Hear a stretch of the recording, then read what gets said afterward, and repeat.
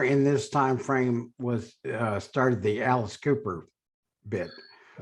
Yeah. And not only playing in the band, but actually writing songs on what was it, Dirty Diamonds? Dirty Diamonds. Yeah, Yeah. man. Yeah. Everything That title cut is killer. It's killer. Yeah, so many great songs on that record. And I swear, man, as time passes, I like that record more and more. I was so distracted in my life at that time, focused, working hard, but Linda and I had just had our first child together. I had just joined Alice Cooper, and our life was a little bit upside down because Alice toured a lot. I was out of town a lot, and so things were just wacky. But yeah, to get to play with Alice, it was a experience. It was a job that I needed, even though I didn't realize I needed it. Yeah. At that time, Terry. Brother Kane we had all worked so hard, and we were kind of all exhausted. Like, we were just fed up. That was really part of why the band broke up. We just kind of threw our hands up, like, man, we just delivered Wish Pool. And if Wish Pool isn't going to move the needle, then we don't know what else to do. Right. So it's just nice, man, to certainly get the respect of someone like Alice and the guys in his band.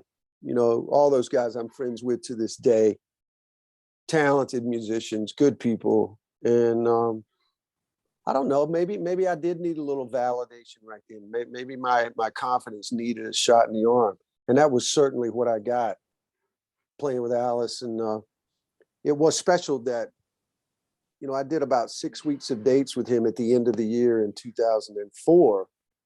And early 2005, he called and he said, "Hey, man, this is what we're doing. We're going to make a record. And I'd love for you to," he goes, "Have you got any ideas?" And I was like, "Hell yeah, man." I'm loaded with ideas. I got tons of stuff. So exciting to sit in that room for the first time and watch this guy who I had not only seen as the performer, but I had seen Alice as a husband, as a father, as a rock star personality. But Terry, I got to see him turn into Alice Cooper, the songwriter. And very quickly, man, I just remember going, okay, there it is. He's doing it. He would just sit there with his pen and paper. And he'd say, "All right, man, play that riff again." And I would just play it. And, he'd like, and he'd write. And he'd say, "Keep playing it." And he'd write. And he'd go, "Okay, what do you think about this?" And he would read, that opening line to Dirty Diamonds. It just sounded like a gangster movie. And I was like, wow, I would have never thought of lyrics like that. And, Alice is he's a big brother, Terry. He's a big brother that I never had. He's taught me so much. He's the greatest role model any of us in rock and roll could ever have. Look, man, we've all been through the ups and downs, and we've made things hard on ourselves, and whatever it is, man, drugs and booze and women and money, and Alice Cooper has been doing it right for certainly, man, since he got sober in the 80s.